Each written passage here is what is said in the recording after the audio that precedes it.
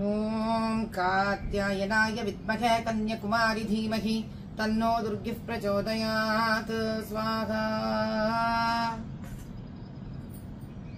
ఇక రాజమౌళి గారు, మీరేదో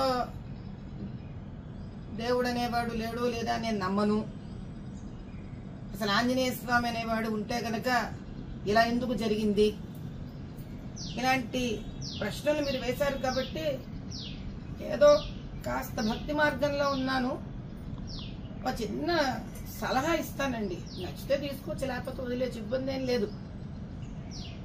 మీరు ఇదివరకు ఇంటర్వ్యూ ఇచ్చారు, మీకు గుర్తుందో లేదో కానీ ప్రజలు కదండి, అందులో ఇది సోషల్ మీడియా ప్రపంచం, ఇక్కడ మనం ఏం చెప్పినా అలా అచ్చుగుద్దినట్టు మిగిలిపోతుంటుంది. మీరు ఒకసారి అన్నారు, శ్రీకృష్ణుడు 16,000 మంది మంచి గర్ల్ ఫ్రెండ్స్ ఉన్నారు ఆయనకి, మంచి కమర్షియల్ హీరో, అందుకే నాకు బాగా నచ్చుతాడు ఆయన, మంచి స్టోరీకి దిట్టంగా ఉంటాడు హీరోలాగా. రామచంద్రుడు భలే బోరింగ్, ఎంతసేపు ఒక ఆడ మనిషితోనే ఉంటాడు, పైగా ఏమీ పలకడు, అమ్మా నాన్న మాట వింటాడు, అందుకే నాకు పెద్దగా ఇష్టం ఉండదు, ఆయన కమర్షియల్ హీరో కాదు అన్నారు.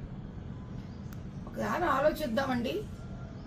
కృష్ణుడి నుంచి తీసుకోవాల్సింది భగవద్గీతలో కొన్ని ఉన్నాయి. ఫలితాన్ని ఆశించి ఏది చెయ్యకూడదు, నీవు చేసే కర్తవ్యాన్ని నువ్వు చేయి. అంత ఇష్టం ఉండి పోని 16,000 గర్ల్ ఫ్రెండ్స్ అనిపించుకున్నాడు మీతో ఆయన, పాప ఏం చేద్దాం, కలియుగంలో ఇలా ఇలా ఇలా ఇలా ఏడ్చింది మా జీవితాలంతా. పోనీ ఆ భగవద్గీత కృష్ణుడు చెప్పినవని నేర్చుకున్నారా? లేదు. ఏకపత్ని వ్రతుడైన రామచంద్రుడు కలియుగానికి ఆదర్శ పురుషుడండి. బయట పోయి ఒక ఆడపిల్లని, ఆఫీసులో ఒక ఆడపిల్లని, స్త్రీలను వేధించేవాళ్ళు అలా వేధించకూడదురా. స్త్రీ పూజ్యనీయురాలు. ఏకపత్ని వ్రతంలో ఉండే ఒక గొప్పతనం దానికి ఉంది. తల్లిదండ్రుల మాట వినాలి. మాతృదేవో భవ, పితృదేవో భవ, ఆచార్య దేవో భవ. ఇవన్నీ నేర్పించిన వాడు రామచంద్రుడు. అయోధ్య రాజు రామచంద్రుడు. భారతదేశంలో సనాతన హిందూ ధర్మానికి పునాది రామచంద్రుడు. రామ రాజ్య నిస్వార్థ స్థాపనను నేర్పించిన వాడు రామచంద్రుడు. ఇవన్నీ వెళ్లాలంటే భగవద్గీతలోని సారాంశం తెలుసుకోవాలని నేర్పించిన జగద్గురువు కృష్ణ పరమాత్ముడు. ఈ ఇద్దరినీ మీరు అవహేళన చేసినా ఆ భగవంతుళ్ళిద్దరూ మీపై కోపం తెచ్చుకోలేదు. సమయం వచ్చినప్పుడు వాళ్ళ భక్తుడు, వాళ్లను గురువుగా దైవంగా ఆరాధించే ఆంజనేయ స్వామి మీకు చక్కటి గుణపాఠం నేర్పించడానికి వస్తున్నారు.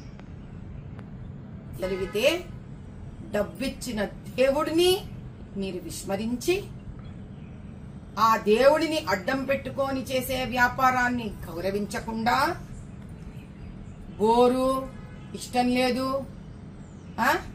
ఇలాంటి పదప్రయోగం చేశారు కదా, అందుకు తగిన శాస్తి జవాబు ఆంజనేయ స్వామి ఇస్తాడు. ఎలా పడితే అలా మాట్లాడి సనాతన హిందూ ధర్మానికి మీరేం చేయలేరు. కానీ మిమ్మల్ని పూజించో, మిమ్మల్ని ప్రేమించో, మిమ్మల్ని అభిమానించే భక్తులకి మాత్రం మీరు ఎవరు అనేది మాత్రం తెలిసిపోయింది. దయచేసి ఇంకొకసారి ఇలా మీరు మాట్లాడరని, భగవంతుడి ఉనికిని తెలుసుకుంటారని ఆ పరమేశ్వరుని ప్రార్థిస్తున్నాను. రాజమౌళి గారు, దయచేసి మీ మాటలను వెనక తీసుకోగలరని ప్రార్థన. Local to global news at your fingertips. మీ చేతిలో ఒక ఆయుధం. Download Raa TV app. Media legend Ravi Prakash is back.